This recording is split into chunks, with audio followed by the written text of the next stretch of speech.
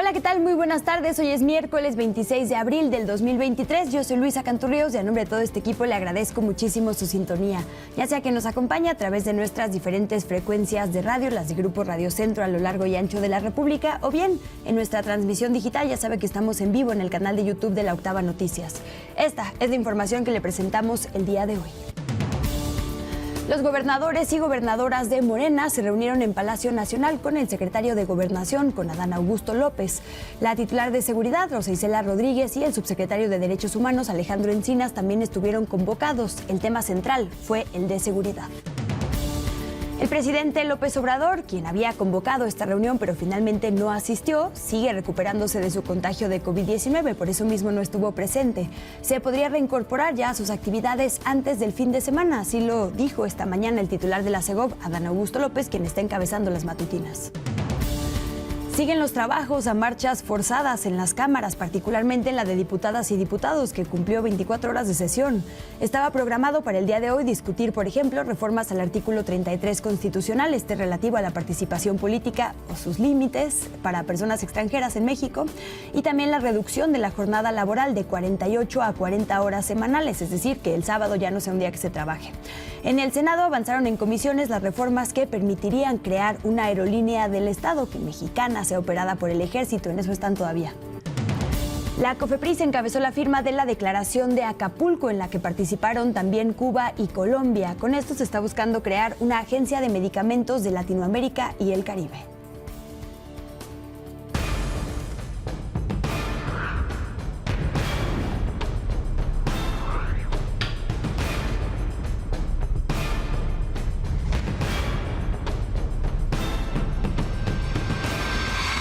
La Octava Noticias, con Luisa Cantú.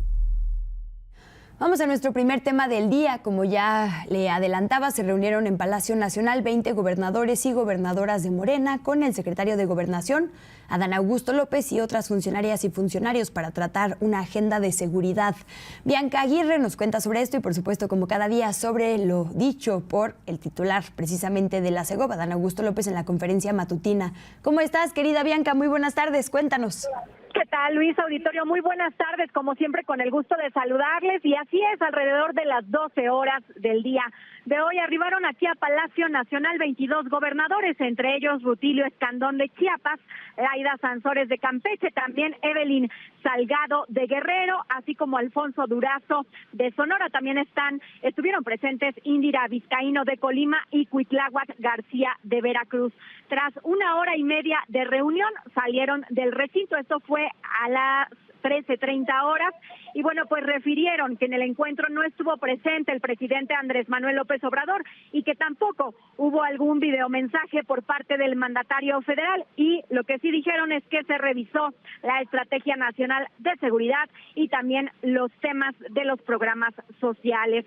De acuerdo al secretario de Gobernación, Adán Augusto López Hernández, será la próxima semana que sostendrán otra reunión con el mismo objetivo, pero ahora con los 10 gobernadores restantes. Así que, bueno, pues esto es lo que se vivió hoy aquí en Palacio Nacional, Luisa.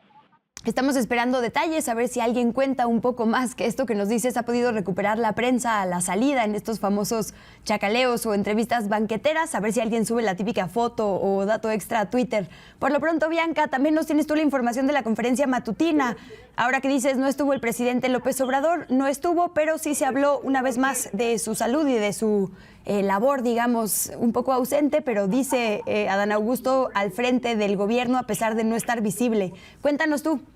Así es, Luisa. En este sentido, regresando un poco al tema anterior, los gobernadores salieron y, bueno, pues no emitieron algún mensaje. Esperamos, obviamente, como tú bien refieres, que pues algo se destaque en este sentido. Y bueno, pues hoy el secretario de Gobernación, Adán Augusto López Hernández, afirmó que el presidente Andrés Manuel López Obrador, desde su aislamiento temporal, en donde se recupera de su contagio de COVID-19 con menos síntomas, está al frente de la conducción del país. También confirmó que la reunión con el presidente Andrés Manuel López Obrador, que tendría fecha del día 6 y 7 de mayo en Cancún, Quintana Roo, con distintos mandatarios de América Latina para la integración agroalimentaria, fue suspendida y aclaró que la causa no fue la salud del mandatario federal, sino la agenda de los demás presidentes. Vamos a escuchar a continuación a Adán Augusto López Hernández, secretario de Gobernación.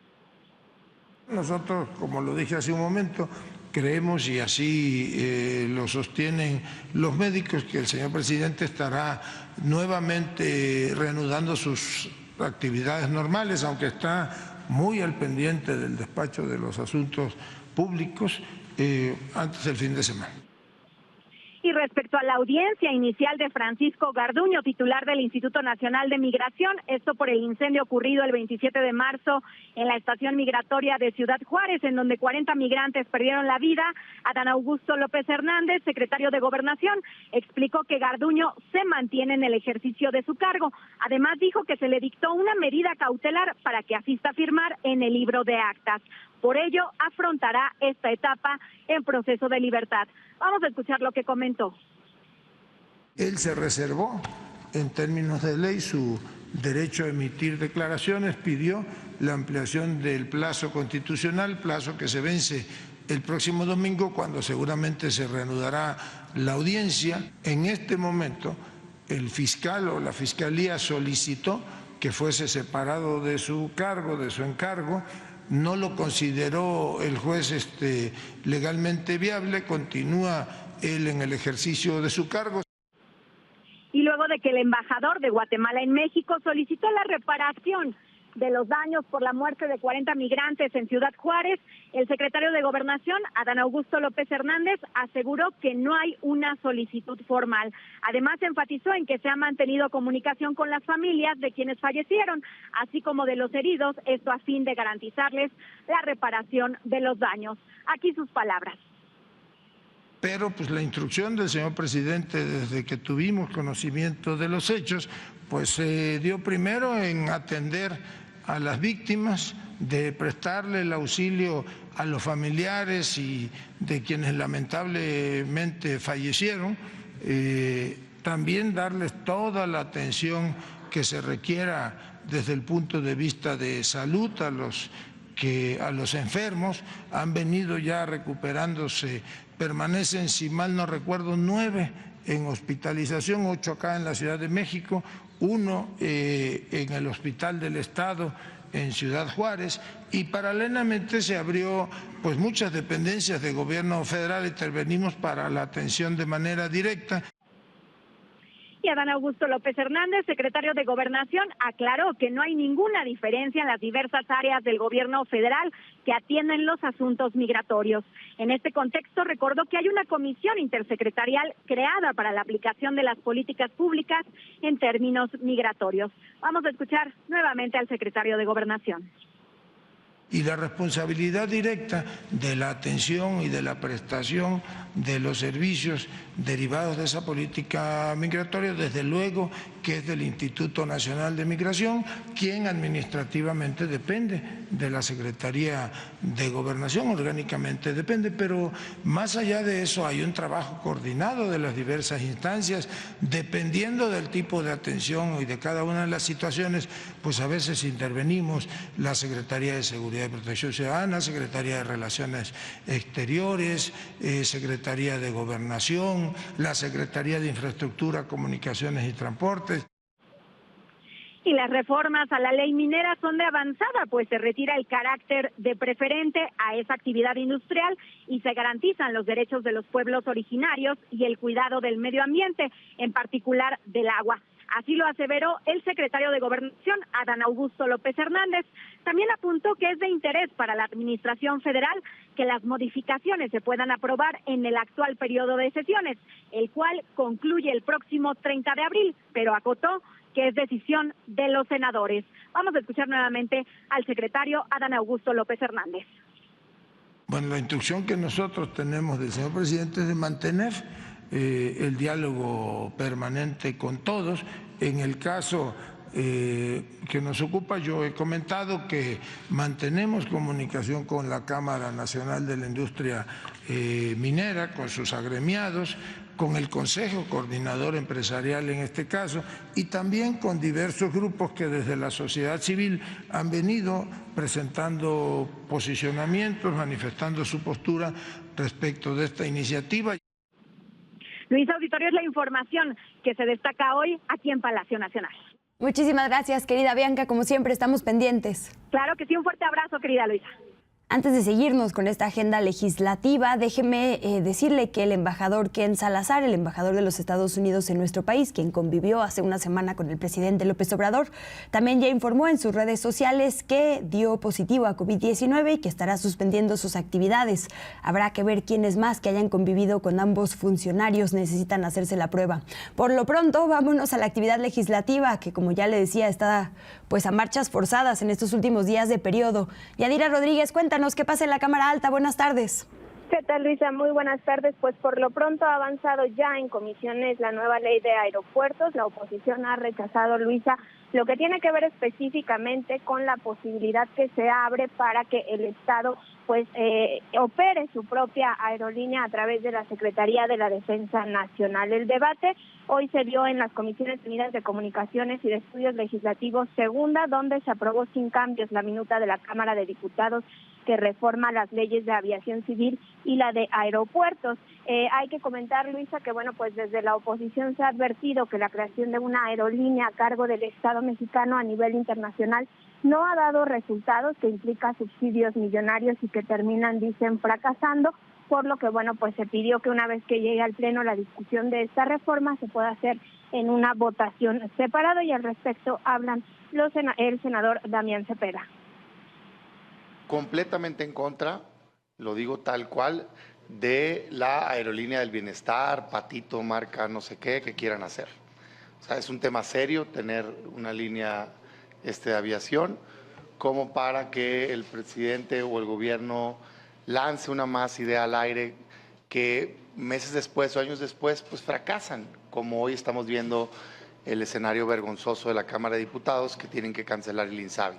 Nos va a llegar en las próximas horas de la Cámara de Diputados la entrega del Tren Maya al Ejército, la militarización del espacio aéreo que ya abordamos nosotros, fideicomisos turísticos operados por el Ejército y ahora una aerolínea para la Secretaría de la Defensa. Si esto no es militarización, pues entonces, ¿qué es militarización? Y bueno, Luisa, comentarte que en lo que sí hubo unanimidad en el debate fue en lo que tiene que ver en las reformas que buscan fortalecer los temas de seguridad, certificación y capacitación, con lo que México estaría regresando a la categoría 1 del sector de la aeronáutica, que se perdió desde mayo de 2021 y que bueno, pues ha generado pérdidas en un sector que aporta el 3.5% del PIB nacional. Al respecto habla la presidenta de la Comisión de Comunicaciones del Senado, Lucía Mesa. Se impulsará la ampliación de rutas regionales. Asimismo, habrá mayor facilidad en los vuelos de conexión y servicios aéreos de mejor calidad, en beneficio de las personas usuarias, tanto en el transporte de pasajeros como el de carga. Ampliará la conectividad en lugares que han sido destinados para las aerolíneas comerciales, a la par de que bajarán los costos de los boletos de avión y aumentará la calidad de los servicios. Número 3, apoyará a los gobiernos de las entidades federativas y municipios para obtener concesiones sin sujetarse a la licitación pública para la administración, operación, explotación y, en su caso, construcción de aeropuertos. Por su parte, Luisa, se prevé que este dictamen suba el día de mañana a pleno para su discusión y aprobación, y hoy por la tarde se tiene prevista también la reunión de Comisiones Unidas de Puntos Constitucionales y Estudios Legislativos Segunda, donde se va a discutir la minuta de Cámara de Diputados para reducir la edad para poder ser diputado o secretario de Estado. También se va a discutir el dictamen que tiene que ver con ampliar el catálogo de delitos que ameritan prisión preventiva oficiosa, y ya a las 6 de la tarde se tiene prevista otra reunión también para dictaminar la minuta conocida como Ley 3 de 3, para que ningún agresor, abusador sexual o deudor alimentario ocupe cargos de elección popular o en la administración pública. Luisa, el reporte que les tengo. Pues pinta jornada llena de discusiones largas una vez más. Gracias, Yadi, no nos despedimos. Nos mantenemos pendientes. Muy buenas tardes. Buenas tardes, Ayadira Rodríguez. Vamos ahora a la otra cámara, la de diputadas y diputados. Mi compañera Ilse Aguilar lleva no sé cuántas horas seguidas dándole seguimiento a las diferentes discusiones. Había mucha expectativa de estos últimos días, de ayer y hoy, querida Ilse. Hay algunas cosas que pasaron a pesar de las quejas de la oposición y otras que al parecer están estancadas. Vamos contigo para el detalle. Buenas tardes. Así es, Luisa, muy buena tarde, un gusto saludarte como siempre a ti y a toda la audiencia. Y es que informarles que en jornada maratónica de 24 horas continuas, Morena en San Lázaro logró dar al vaso a 9 dictámenes. Con 266 votos a favor y 222 en contra, diputados de Morena, PT y Partido Verde concretaron extinguir el Instituto de Salud para el Bienestar, INSABI, y sustituirlo por el IMSS Bienestar, esto al reconocer que no funcionó ni garantizó el servicio para las personas sin seguridad social. Con ello se eliminan las cuotas de servicio de salud y cobro de medicamentos para los no derechohabientes. Al respecto, hablan los diputados Emanuel Reyes de Morena y Salomón Chertorivsky de Movimiento Ciudadano, quien incluso alertó que esto podría ser un error al cargar al IMSS Bienestar nuevamente con más funciones. Aquí sus palabras. El propósito era transitar hacia un modelo universal que garantizara salud plena para todas y todos los mexicanos. Lo que nunca tuvimos en cuenta fue la terrible pandemia que azotó a nuestro país. Por eso es de que el presidente Andrés Manuel López Obrador, a finales del año pasado, mediante decreto le dio paso a un OPD denominado el IMSS Bienestar. Reconocen claramente que fracasó. Pero en lugar de aceptar, estudiar y analizar los errores, lo que hacen es trasladar esas mismas fallas, esos mismos errores a otra institución, ahora el IMSS Bienestar. Y es que comentarte que también en estos trabajos a marchas forzadas en San Lázaro, el día de ayer Fast Track también aprobaron por mayoría otorgar al Estado vía la Sedena la concesión del Tren Maya por tiempo. Ay, se nos cortó un poquito la comunicación con mi compañera Ilse. Déjenme ver si la podemos retomar. Nos hablaba justo de este cambio. Las personas que no tengan prestaciones ya no irán al INSABI, sino al IMSS Bienestar. Interesante lo que decía, por ejemplo, el legislador Salomón Chertorivsky, de que no le parecía buena idea. Hay que recordar que hay justo un jaloneo, porque hay varios estados de oposición que rechazaron este programa, rechazaron que se lleve el IMSS Bienestar a sus entidades. Son por lo menos 7 gobernadas por el PAN, PRI o Movimiento Ciudadano, justo los partidos de oposición que no querían que esto se implementara, un plan de federación justo de servicio gratuito. Es un tema que el titular del IMSS, Zoé Robledo, ha llevado a la conferencia matutina un par de ocasiones. Usted sabrá, cada tantos martes pone la actualización ahí de cómo avanza la consolidación de este sistema en los estados donde sí se está implementando.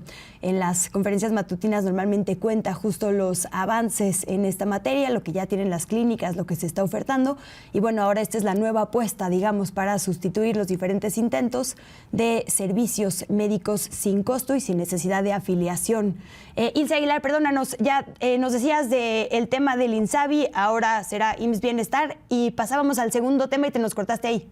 Efectivamente, les comentaba Luisa que también Morena logró avalar por mayoría que el 80% de recursos que ingresan a nuestro país por el papeleo y documentación que realizan turistas extranjeros sean entregados a la Secretaría de la Defensa Nacional, esto a través de un fideicomiso sin estructura. Se tratan de reformas a la Ley Federal de Derechos y la Ley General de Turismo, que establece que se destinarán 20% de estos recursos al Instituto Nacional de Migración para mejorar servicios en materia migratoria, pero el resto, es decir, el 80%, sería destinado para la planeación, estudios, proyectos e inversión en infraestructura para la entidad paraestatal cuyo objeto sea la administración de estos. En este caso, la Secretaría de Defensa Nacional, que por ejemplo administrará el Tren Maya, así como administra actualmente el Aeropuerto Internacional Felipe Ángeles. Partido del Trabajo y también Morena defendieron esta propuesta al señalar que serían garantías para infraestructura y turismo para el país,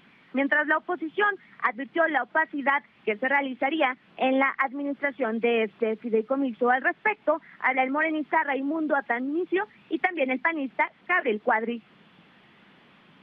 Que resulta necesario que una entidad paraestatal de la Administración Pública Federal sea la encargada de la planeación, estudios y el desarrollo de los proyectos prioritarios, con el fin de que dichas obras se realicen en tiempo y forma, usando de manera eficiente y transparente los recursos públicos de la ciudad. A un fideicomiso opaco que quedará en manos de las Fuerzas Armadas. Un fideicomiso opaco, sin destino claro, sin estructura, que va básicamente a engrosar los bolsillos de los militares. Y es que con esto la oposición reiteró que se avanza con la militarización en el país.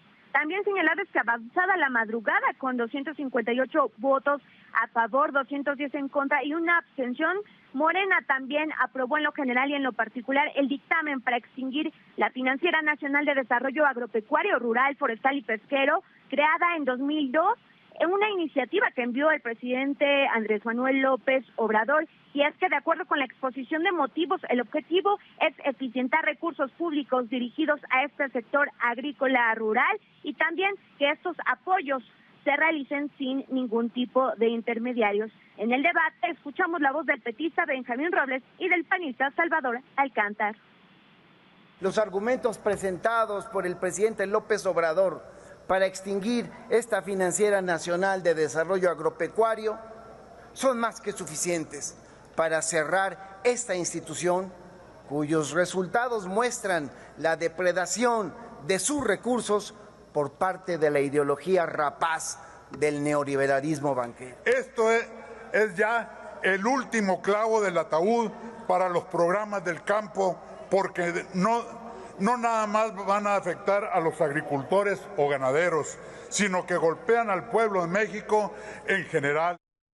Ya avanzada también la madrugada, es decir, el día de hoy, sin la realización de los 7 foros prometidos en San Lázaro, diputados de Morena avalaron en esta sesión maratónica la expedición de la Ley General de Humanidades, Ciencia, Tecnología e Innovación, que entre otras cosas reforma el nombre de CONACYT.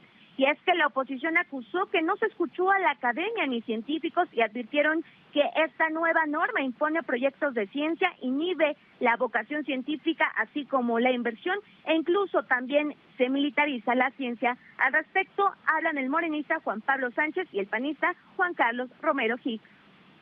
Darle ya un enfoque de claridad al nuevo CONACYT que se está proponiendo, CONACYT con H.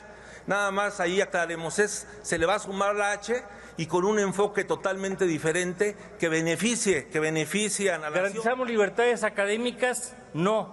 ¿Se respeta el federalismo de entidades federativas? No. Hay contradicciones abundantes y una ley que no tutela la innovación. Y es que ya por último, tras 24 horas continuas de esta sesión, el Pleno de la Cámara Baja aprobó el dictamen que reforma la Ley Orgánica de Administración Federal. Esto para facultar a la Secretaría de la Función Pública concentrar las contrataciones gubernamentales, es decir, pasa de estas facultades de la Secretaría de Hacienda ahora a esta Secretaría de la Función Pública. En total, Luisa, fueron 9 dictámenes que se aprobaron al vaso, así lo acusó la oposición. Se decretó finalización de esta sesión del día de ayer y la mesa directiva citó para una nueva sesión el día de hoy, justamente a las 2 de la tarde de manera presencial para continuar desahogando estas tareas legislativas de las y los diputados. Así las cosas, Luisa, en San Lázaro. Pues varios pendientes y específicamente supongo que hay interés en la discusión de jornada laboral, ¿no, Ilse? Entonces no nos despedimos. Suerte en esta nueva jornada que inicia para ti. Ojalá no esté tan larga como la anterior. Así es, Luisa. Seguiremos pendientes de cómo se desahogan estas reformas. Un abrazo a nuestra compañera y permítame rapidísimo compartir la información que nos hace llegar el área de comunicación social de CONACYT con un mensaje dirigido a nuestro medio que dice: algunos otros comunicadores dicen que CONACYT desaparece, no es así. Nos parece grave que se genere incertidumbre entre las personas trabajadoras y el comunicado de CONACYT, entre muchas cosas, dice que celebra la aprobación de este dictamen y en algún par de párrafos dice: lo aprobado por el Poder Legislativo confirma que las entidades federativas van a participar en la integración de la agenda nacional, así como el diseño, ejecución y evaluación de las políticas públicas en la materia, en particular del Programa Especial de Ciencia, Tecnología e Innovación. El dictamen fortalece las disposiciones relativas al presupuesto federal que se destina a este organismo, mismo que no podrá ser inferior en términos reales a lo aprobado en el ejercicio inmediato anterior. Es decir, cada año tendrá que subir el presupuesto dedicado a el equivalente a CONACYT, a la ciencia, tecnología y ahora humanidades. En fin, es un comunicado amplio que concluye diciendo, en suma, la aprobación del dictamen por el que se expide la ley general en esta materia constituye un logro colectivo que busca beneficiar a todo el pueblo de México. Así que por lo pronto se celebra al menos esta modificación desde el CONACYT. Seguiremos escuchando voces. Estados.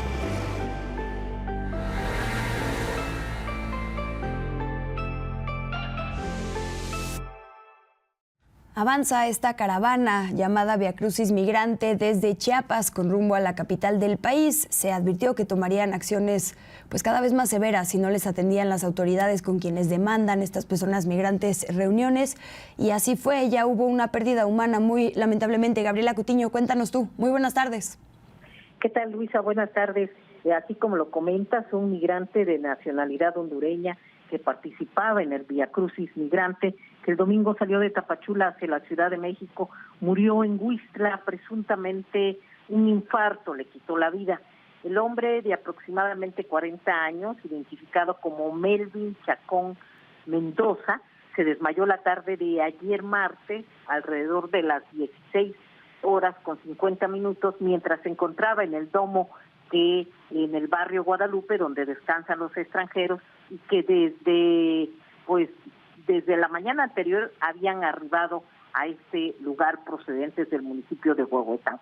De acuerdo con los servicios de emergencia, Luisa, el hombre fue trasladado por personal del Grupo Beta de atención a migrantes al Hospital General de Huixtla para su atención médica. Sin embargo, minutos después de haber ingresado, falleció. Hasta ahora, Luisa, no se sabe cuál será el curso que las autoridades o el consulado de Honduras siga por este caso. Mientras tanto, pues el contingente de migrantes esta madrugada avanzó hacia el municipio de Villa de Comaltitlán y han llegado a este lugar pues en espera también de que se acerque a una autoridad del gobierno federal para que puedan entablar un diálogo y permita resolver la situación que viven miles de personas en tránsito. Luisa, el reporte. Y seguimos en contacto estos días. Un abrazo. Gracias, buenas tardes.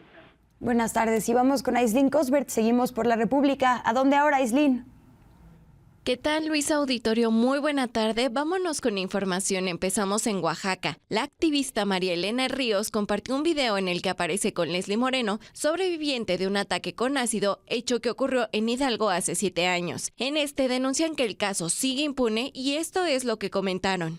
Sigue impune y esta responsabilidad desde luego que la tiene el juez David Adrián Martínez Santiago, quien el día 29 de marzo en audiencia permitió la liberación de Katia Escorza Oliver. No la quiso vincular a proceso. Yo quisiera hacer este llamado enérgico a la presidenta del Tribunal del Estado de Hidalgo, Rebeca Estela Alardo Echeverría. ¿Qué es lo que está pasando con sus jueces? ¿Por qué existe tanta ingobernabilidad, tanta omisión, tanta inoperancia? Buscar justicia en México es muy cansado, pero Leslie, tú no estás sola. Y vamos a seguir buscando, vamos a seguir luchando porque algo que tenemos bien aprendido las víctimas y sobrevivientes es que el cansancio a nosotras ya no nos hace nada. Y precisamente en Oaxaca, la periodista Karina García denunció violencia digital, acoso e intimidación por parte de Doroteo García, asesor del gobierno municipal de Mitla. Informó que la primera vez que la violentó fue en el año 2021 y añadió que este lunes sucedió de nueva cuenta cuando le hizo una serie de preguntas al gobernador Salomón Jara por el actuar del edil Olvera López, esto relacionado con el Centro de Residuos Sólidos. Este es el llamado que hizo a las autoridades. Desde aquí hago un llamado a las autoridades municipales de San Pablo Villa de Mitla, sobre todo al presidente municipal, Luis Armando Olivera López, para frenar a esta persona de quien he denunciado desde hace un año por violentar mis derechos y sobre todo por frenar esta libertad de expresión. El señor me ha puesto en riesgo toda vez que soy de la comunidad de Mitla y lo hago responsable de todo lo que pueda sucederme a mí y a mi familia.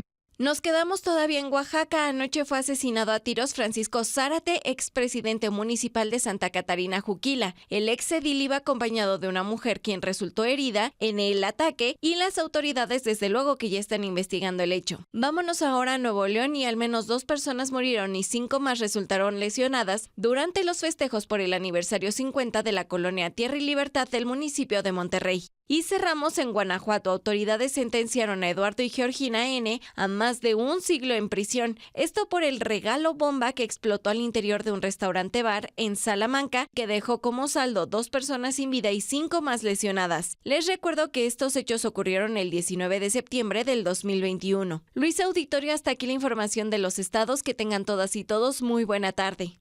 También para ti, Aislinn, gracias. Son las 2:30 en la Ciudad de México. Pausa y regresamos con más. Regresamos.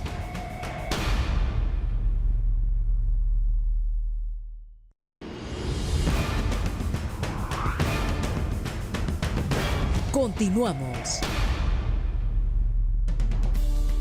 Seguimos con las noticias. Hay un 54% de avance en los trabajos de rescate para recuperar estos 10 cuerpos de mineros que quedaron atrapados en la mina El Pinabete en Coahuila. Esto el 3 de agosto, en el derrumbe del año pasado.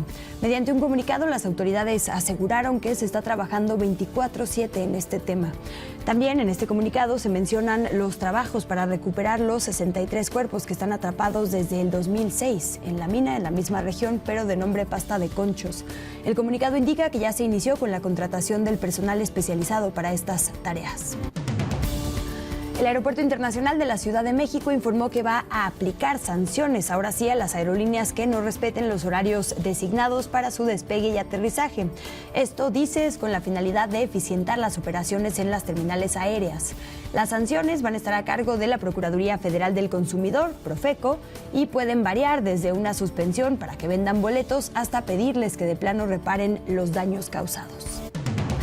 Fue vinculado a proceso Antonio Molina, el director general de Control y Verificación Migratoria del Instituto Nacional de Migración. Esto por el supuesto delito de ejercicio ilícito del servicio público en el marco de la muerte de 40 personas migrantes en el incendio del 27 de marzo en la estancia migratoria de Ciudad Juárez, Chihuahua. Pese a la solicitud que hizo la Fiscalía General de la República para que se le dictara prisión preventiva, el juez determinó que Molina puede continuar su proceso en libertad. Dio también 4 meses para cerrar la investigación complementaria.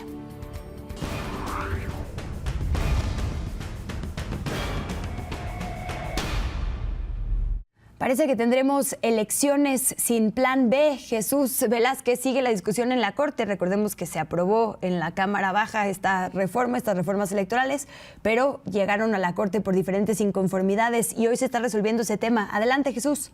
Luisa, muy buenas tardes, te saludo con gusto a ti y a todo el auditorio. Así es, déjame comentarte que la segunda sala de la Suprema Corte de Justicia de la Nación desechó el proyecto de la ministra Loeta Ortiz, que proponía en el recurso de reclamación 27/2022-CA interpuesto por la Consejería Jurídica de la Presidencia de la República retirar la suspensión del Plan B de la reforma electoral. Durante la sesión en la sala del máximo tribunal, los ministros Luis María Aguilar Morales, Alberto Pérez Dayán y Javier Lainez votaron en contra de la propuesta que buscaba se pudiera aplicar las leyes modificadas en la reforma electoral.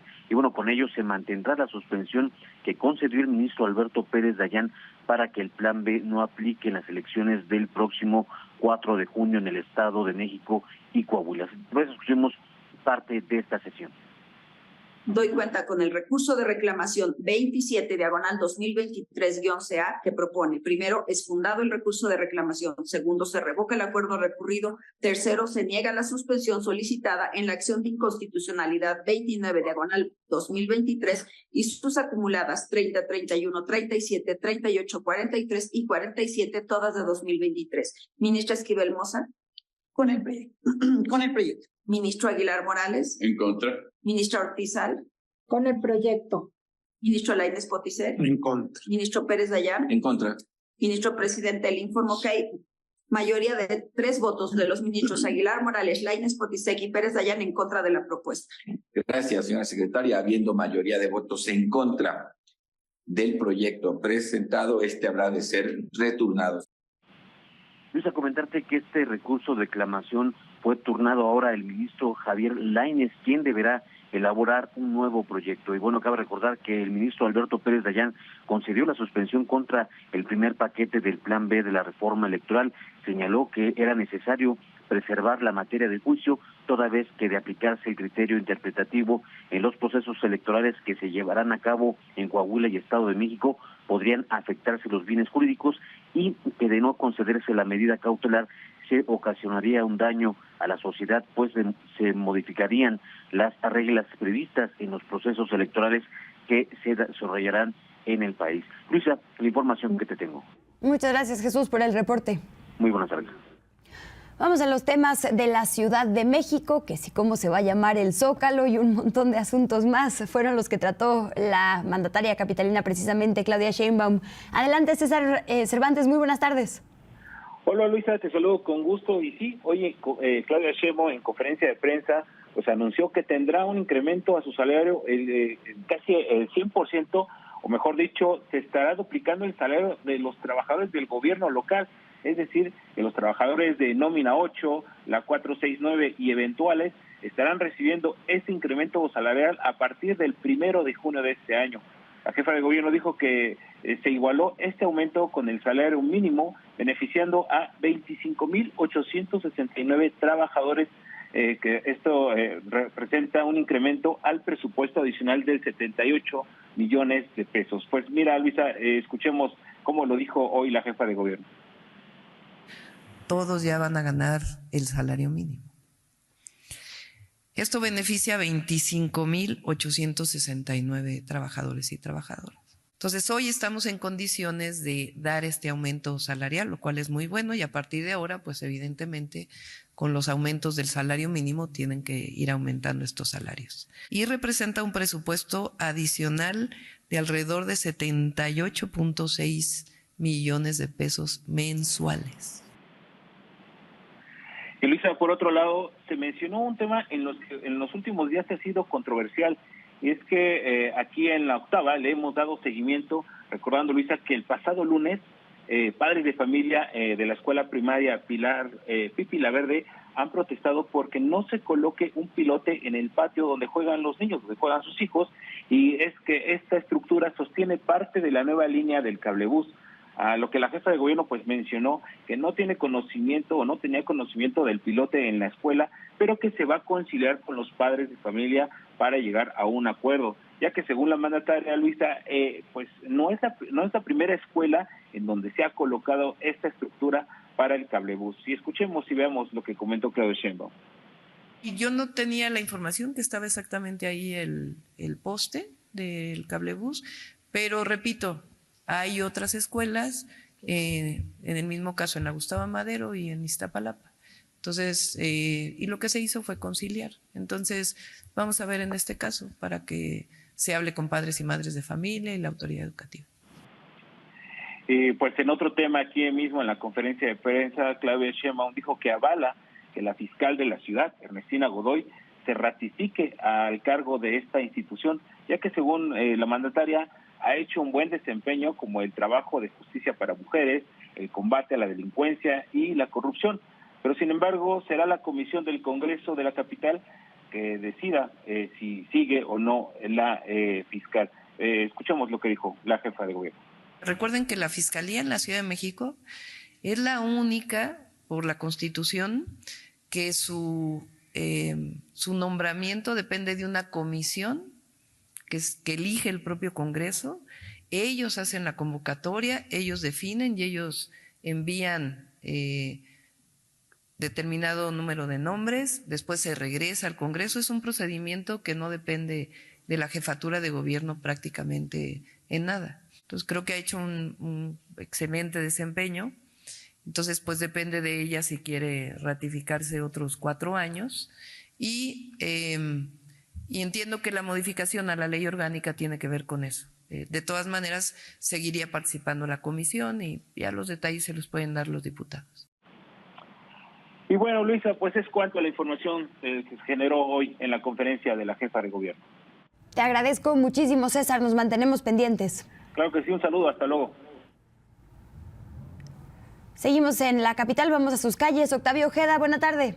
Hola, ¿qué tal, Luis? Amigos de la Octava Noticia, lo más sobresaliente en materia de urbana en este día es que de nuevo trabajadores del sindicato de la Secretaría de Desarrollo Urbano y Territorial se manifiestan afuera de la dependencia con el cierre de la avenida Nuevo León entre la calle Quintana Roo y el eje 3 Sur, Baja California, en la colonia Hipódromo. Ellos aún piden soluciones a sus diferentes demandas laborales desde hace algunos días, por lo que otra vez salieron a demostrar su inconformidad. Por otro lado, jubilados y pensionados del Fobiste también salieron a manifestarse de nuevo con una marcha que partió desde la Fiscalía General de Justicia de la Ciudad de México con rumbo al Senado de la República, a ser escuchados para que, según ellos, el propio Fobiste no les cobre mucho de intereses en sus respectivos créditos para obtener una casa. Piden cobros justos, ya que además mencionan que las casas muestran algún deterioro en la construcción. Al llegar a las inmediaciones del Senado, realizaron un mitin con el cierre de la calle Madrid y hasta este momento aún prevalece cerrado el tránsito vehicular. Ya en un momento se retiran. Luisa, hasta aquí mi reporte. Gracias, Octavio. Hasta luego. Vamos hasta Acapulco con Daniel Rosas, que nos tiene información sobre lo que adelantaba ayer ya el titular de la COFEPRIS, una colaboración latinoamericana para temas de salud. Dani, buena tarde.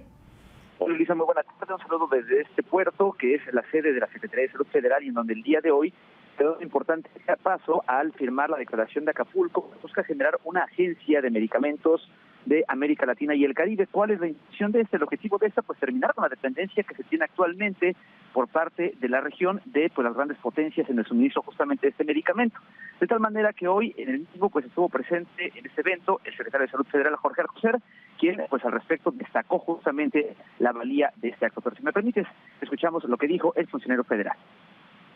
La firma de la declaración de Acapulco por Colombia, Cuba y México, en la que se buscan las conversaciones para crear la Agencia de Medicamentos de Latinoamérica y el Caribe, nos acercará a la autosuficiencia sanitaria y a garantizar el acceso a medicamentos y dispositivos médicos en la región. Luisa, lo que se pretende de alguna forma es que por lo pronto en ese saque de estos tres países, cuando esa agencia certifique un medicamento, automáticamente puede ser distribuido y utilizado entre la población de los países que la integran. Por lo pronto les decía, México, Colombia y Cuba. Y bueno, evidentemente con el respeto a la soberanía de cada uno de ellos. Y de esta forma, pues que se pueda avanzar en lo que se reconoce que es una falta de integración para el suministro, las cadenas de suministro de medicamentos, que fue evidenciado evidentemente con la pandemia de COVID-19. Si me permites, escuchamos ahora a Alejandro Sbach, quien es el titular de la COFEPRIS en México. Los países de América Latina y el Caribe nos seguimos manteniendo desarticulados. Lo anterior perpetúa la dependencia de la región al comercio con las grandes potencias, las cuales buscan principalmente manufactura y materias primas en nuestros países a bajo costo y al mismo tiempo colocar sus productos en nuestros mismos países, imponiendo precios que les garantizan cuantiosas ganancias. Luisa, finalmente les destaco, habrá 2 reuniones más como parte de este arranque, en el mes de mayo. La primera será en Colombia, la siguiente será en Cuba, y se hizo también una invitación a los demás países de la región de América Latina y del Caribe a que se integren en este esfuerzo de esta nueva agencia de medicamentos para justamente poder garantizar el suministro no solamente de medicamentos, sino de vacunas y algunos otros insumos de salud. El reporte que les tengo por ahora, Luisa. Pues seguimos el tema de cerca. Gracias, Dani. Abrazo. Abrazo, hasta luego. Y ya nos seguimos con el resto de los países. ¿Qué nos tienes en la vuelta al mundo, Priscila Castro? Buenas tardes, Luisa, te saluda a ti, a la audiencia, y continuamos esta vuelta por el mundo en Colombia. Y es que el presidente Gustavo Petro pidió la renuncia protocolaria de todo su gabinete tras dar un discurso en el que criticó las dificultades que enfrenta el gobierno para que sus proyectos de ley sean aprobados en el Congreso. El mandatario colombiano se refirió a un replanteamiento del gobierno tras poner fin a alianzas con partidos tradicionales clave para el éxito de sus reformas. Asimismo, hizo referencia a la necesidad de que el gobierno se declare en emergencia para sacar adelante las soluciones que requiere el pueblo colombiano.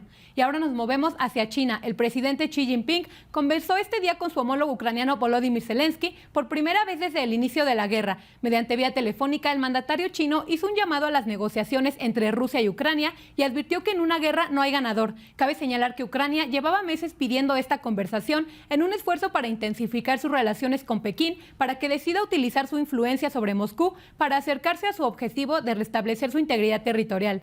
Y ahora nos vamos hacia Estados Unidos. Este miércoles el presidente Joe Biden y su homólogo en Corea del Sur, Yoon Suk-yeol, firmarán en Washington un acuerdo que incluye planes para que submarinos nucleares estadounidenses lleguen a Corea del Sur por primera vez en 40 años. Esto como muestra de apoyo a Seúl ante las crecientes preocupaciones por las amenazas nucleares y múltiples ensayos balísticos de Corea del Norte. Por otra parte, el representante de la Organización Mundial de la Salud en Sudán, Nima Saed, alertó sobre un alto riesgo de peligro biológico en Jartum, capital de ese país, luego de que una de las partes que se mantienen en conflicto desde hace 2 semanas, la cual no reveló, tomara un laboratorio que almacena patógenos del sarampión y también de la cólera, así como otros materiales extremadamente peligrosos. Señaló que la principal preocupación es que los técnicos no puedan acceder al laboratorio sudanés y contener de forma segura dicho material. Ahora nos trasladamos hasta la India. Al menos 11 personas perdieron la vida, entre ellas 10 policías y un conductor, luego de un ataque con explosivos contra el vehículo en el que viajaban al este del país. El ministro indio Narendra Modi condenó enérgicamente el atentado y rindió homenaje a las víctimas mortales. Luis Auditorio, es la información que les tengo el día de hoy. Gracias, Priscila. Con ella vamos a la pausa y regresamos. Regresamos. Escenarios.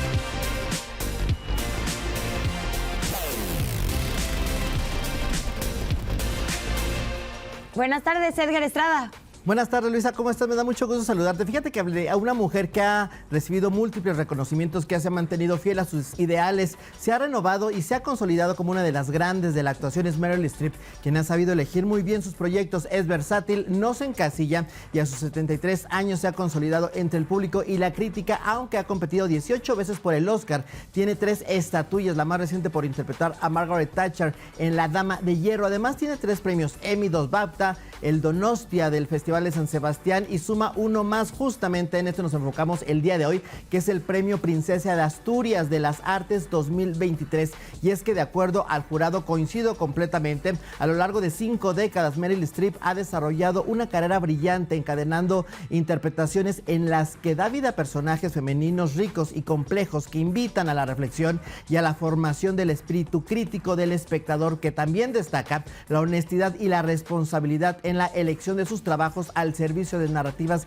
inspiradoras y ejemplares, por supuesto, además de ser una activista incansable a favor de la igualdad. Y cambiando de tema, ahora sí parece que la comunidad cinematográfica se une. En este caso es porque dicen que están en contra de la desaparición de Fidecine. Esto es por lo menos lo que algunos cineastas están destacando, Luis, entre ellos, bueno, pues los más importantes de nuestro país: Guillermo del Toro, Alfonso Cuarón y Alejandro González Iñárritu, que se unen a más de 500 personas de la comunidad cinematográfica a través de una carta en la que solicitan a la Suprema Corte de Justicia de la Nación frenar la desaparición del Fondo de Inversión y Estímulos, me refiero al Fidecine, que da justamente estímulos para la realización de diferentes películas en nuestro país. Sin embargo, bueno, pues destacando que IMCINE en su momento, Luisa, señaló que seguirán esos estímulos, simplemente se transforma la manera en que se estarán realizando.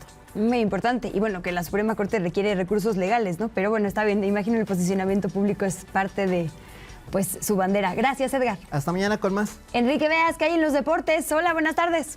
Hola, Luisa, ¿cómo estás? Qué gusto saludarte. Muy buenas tardes. Amigas, amigos, vamos rápidamente con información deportiva, porque ayer en la Sultana del Norte, en el Volcán, el equipo de Tigres le dio la vuelta a León en un muy buen partido de fútbol en la semifinal de ida de la Liga de Campeones de la CONCACAF. La verdad es que terminó siendo un juego eléctrico, de estos que emocionan, y que la vuelta, sin duda alguna, será un juegazo. Y además también el fin de semana juegan en la Liga MX 3 partidos consecutivos entre León y Tigres, y ya nos han acostumbrado a dar muy, pero muy buen espectáculo, sin duda alguna, Luisa. Vamos a ver si el equipo de Nicolás Larcamón, que ha quedado eliminado cuando dirigía a Puebla en estas fases, realmente puede levantarse. En las grandes ligas, los Astros de Houston, que se escuchan en Radio Centro Deportes, vencieron 5-0 a las Rayitas de Tampa Bay, que actualmente son el mejor equipo de la temporada. Además, hay que recordar que en las Rays de Tampa Bay está jugando el México-cubano, Carlos Arena, que está haciendo un espectáculo tremendo. Y en los playoffs de la NBA, ayer 2 equipos más se metieron a las semifinales de conferencia. Los Suns vencieron 136-130 a los Clippers y están en la siguiente ronda, al igual que los Nuggets de Denver que derrotaron 112-109 a los Timberwolves. Por su parte, el equipo de Atlanta, los Hawks, sorprendieron y vencieron a los Celtics de Boston para poner esta serie 3-2 a favor todavía del equipo del Trébol de Boston. Luisa, la información deportiva. Seguimos con ustedes en la Octava Sports. Gracias, Beas. Abrazo. Abrazo de vuelta. Gracias a quienes nos acompañaron también en esta emisión informativa. Cuídese mucho, quédese en la Octava porque pinta que la agenda está cargada el día de hoy y nosotros nos encontramos mañana en punto de las 2 de la tarde.